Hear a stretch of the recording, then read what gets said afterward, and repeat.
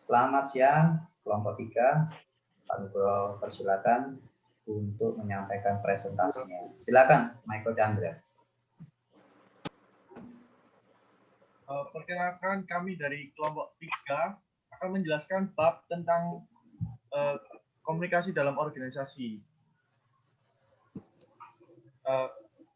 Anggotanya ada Angel, Arfatul, Ilma, saya sendiri, Michael, dan Maulida dan Suryani.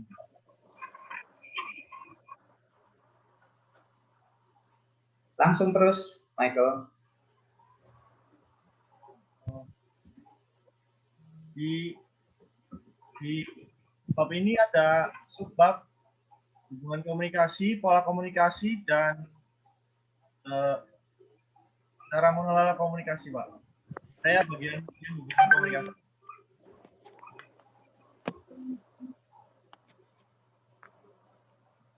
Ya, saya menjelaskan sedikit salah satu kunci keberhasilan manajer dalam mencapai tujuan organisasi itu terjadinya hubungan komunikasi yang baik antara rekan kerja, seperti manajer, karyawan, atau bahkan karyawan ke karyawan. Nah, di sini ada Bapak Henry Mintzberg. Beliau itu memberikan penjelasan 10 peran dasar manajerial.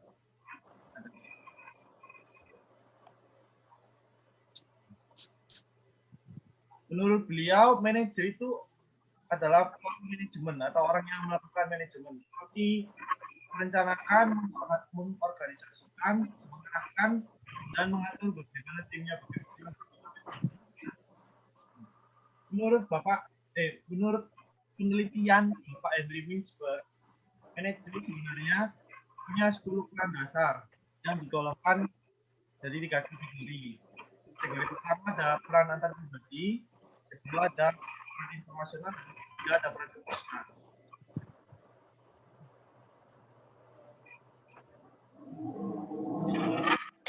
Peran dasar manajer adalah berikut.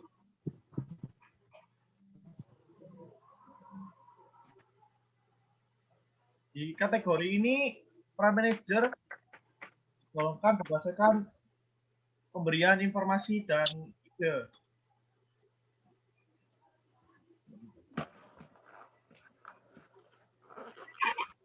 Yang pertama, peran manajer sebagai sosok atau figur. Peran manajer itu memiliki tanggung jawab terhadap legal, sosial, seremonial, dan menjadi simbol perusahaan. Dan manajer pun diharapkan menjadi sumber inspirasi bagi orang di sekitarnya. Misalnya, manajer biasanya melakukan seremonial seperti mendirikan pengembangan kita persekian, menandatangani dokumen legal, siapa tamu perusahaan dan ini belum Pak.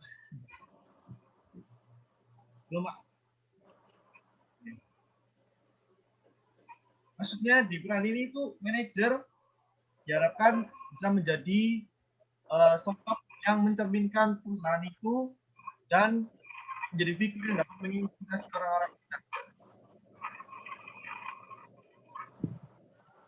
Jadi slide berikutnya akan dijelaskan oleh Ilma.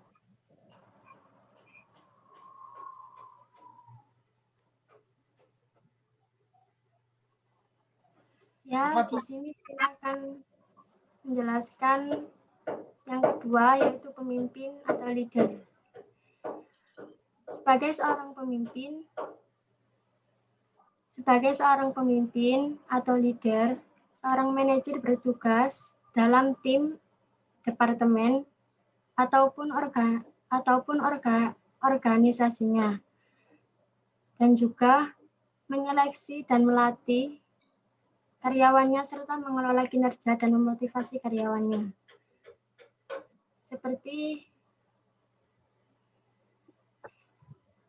Dan yang ketiga, penghubung. Seorang manajer harus membangun dan juga menjaga komunikasi dengan kontak internalnya. perusahaan maupun kontak internal perusahaan. Contohnya, berpartisipasi dalam pertemuan dengan perwakilan dari divisi atau departemen lain ataupun organisasi lainnya.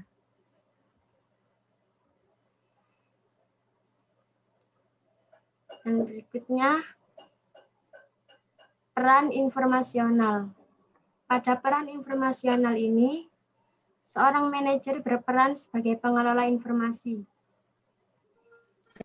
Adapun 3 peran yang tergolong dalam informasi rules adalah sebagai berikut.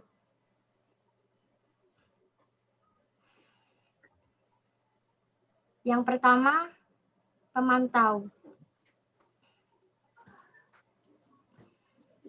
Dalam peran pemantau ini,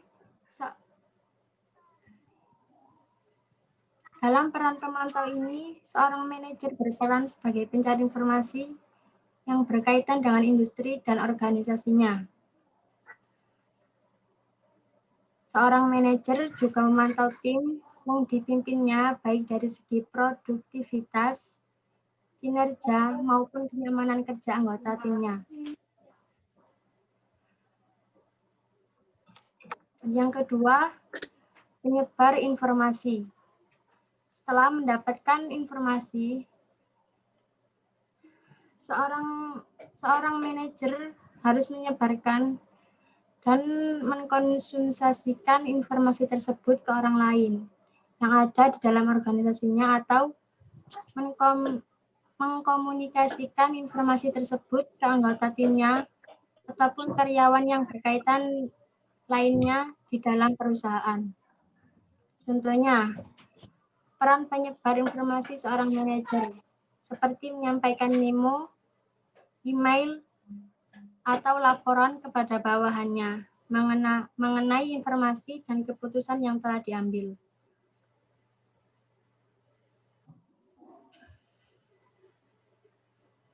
Dan yang ketiga, juru bicara. Seorang manajer juga berperan sebagai juru bicara yang meneruskan informasi tentang organisasinya dan tujuan organisasinya ke pihak luar.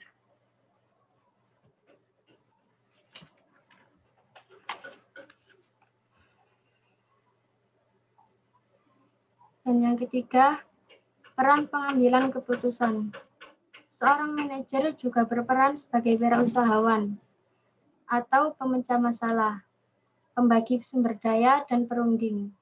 Keempat peran tersebut termasuk ke dalam kategori decisional roles atau peran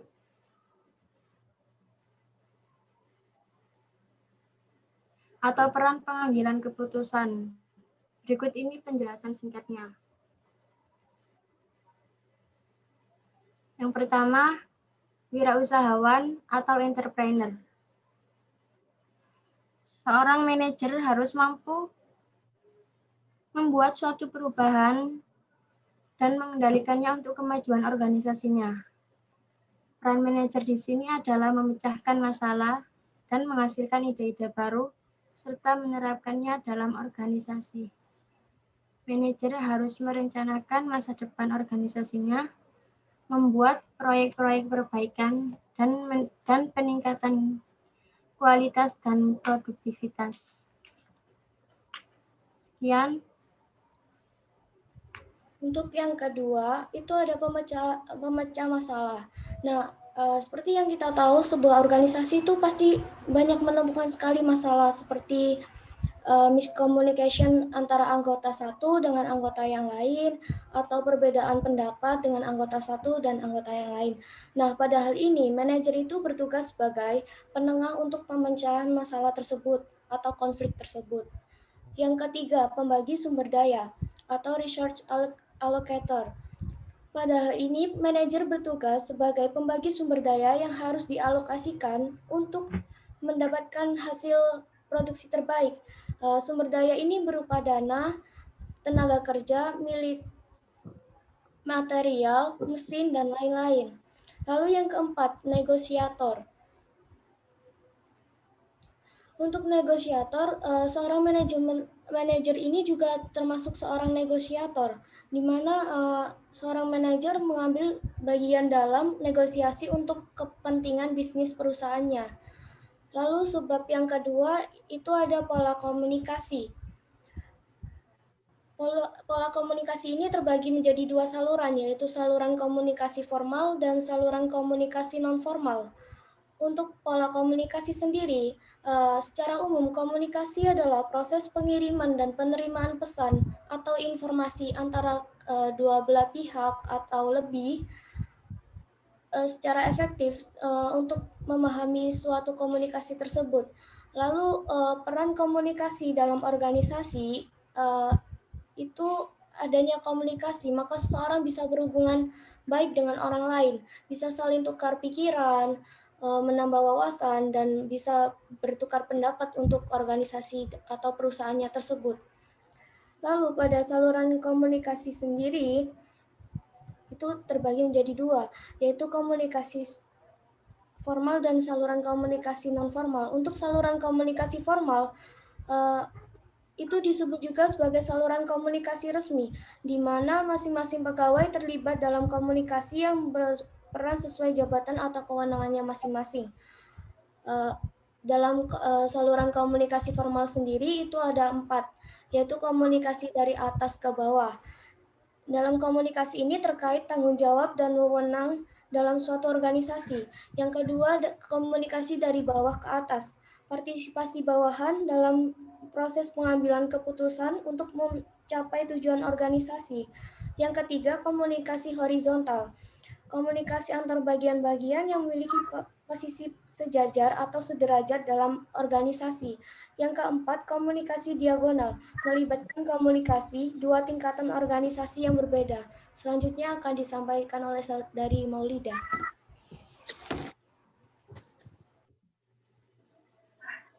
Selanjutnya yaitu saluran komunikasi non-formal. Dalam saluran ini, orang-orang yang ada dalam organisasi tidak memperdulikan jenjang pangkat secara luas. Yang mereka berarti mengobrol tentang musik, juga bicara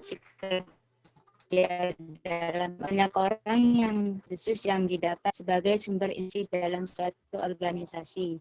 Mereka tidak lagi menaruh kepercayaan terhadap informasi manajer. Sayangnya informasi akurat dan tidak dapat dipertanggungjawabkan kebenarannya. Salah satu cara untuk mengatasinya adalah dengan memberikan informasi yang benar secara meluas sesegera mungkin. Cara mengelola komunikasi bisa melalui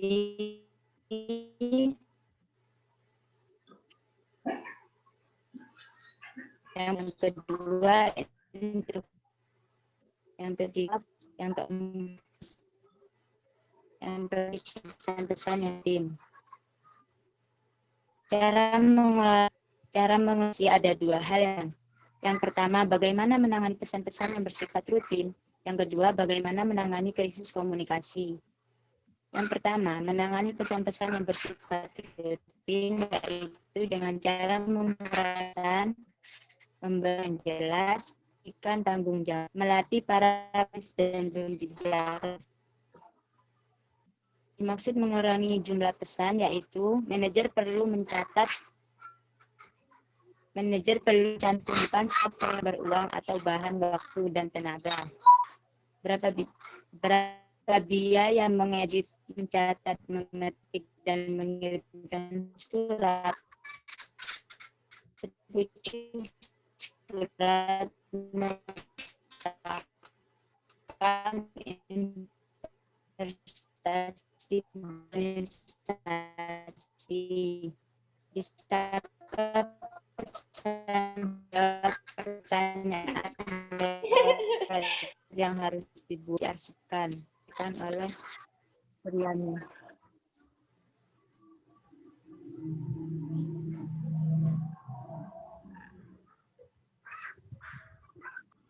selanjutnya.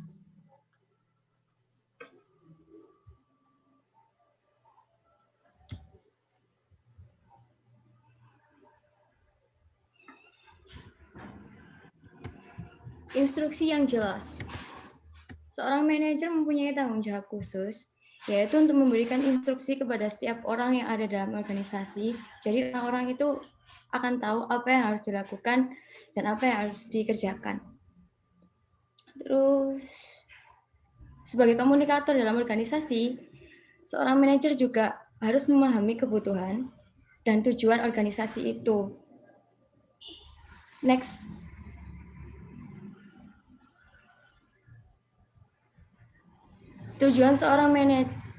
Tujuan dari organisasi akan tercapai bila seorang manajer bisa memberikan kepercayaan kepada bawahannya untuk menyelesaikan sebuah pekerjaan yang dibebankan kepada mereka.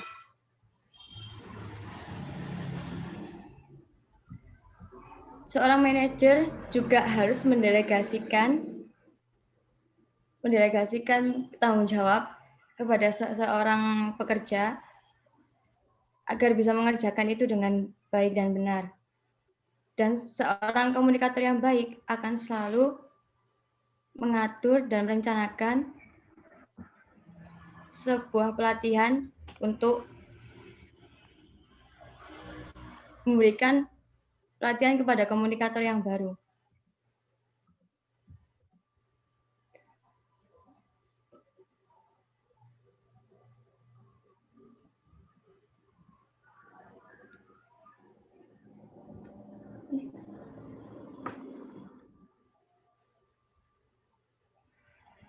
Silakan next, siapa?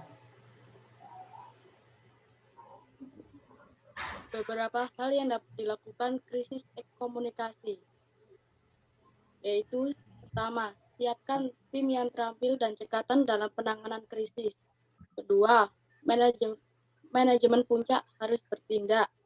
Ketiga, ciptakan pusat informasi sebagai representasi perusahaan yang baik. Yang keempat, ceritakan kejadian secara menyeluruh, terbuka, dan jujur. Yang kelima, tunjukkan keseriusan perusahaan tidak hanya dalam pernyataan tetapi juga dalam tindakan nyata. Yang kedua, meningkatkan keterampilan komunikasi, yaitu pertama, apabila kita mengetahui dinamika komunikasi, kita dapat membaca secara akurat apa yang terjadi dalam organisasi itu. Yang kedua, keterampilan komunikasi, kemampuan membaca, menulis, mendengar, dan berbicara sangat penting untuk dipelajari.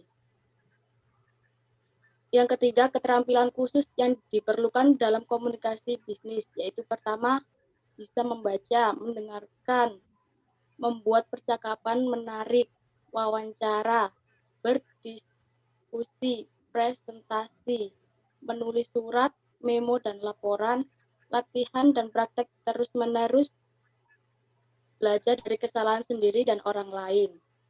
Di sini ada 2 tips yang perlu dilakukan dalam komunikasi bisnis, yaitu pertama, tips bagaimana cara mendengarkan secara efektif, yaitu pertama, dengan penuh konsentrasi.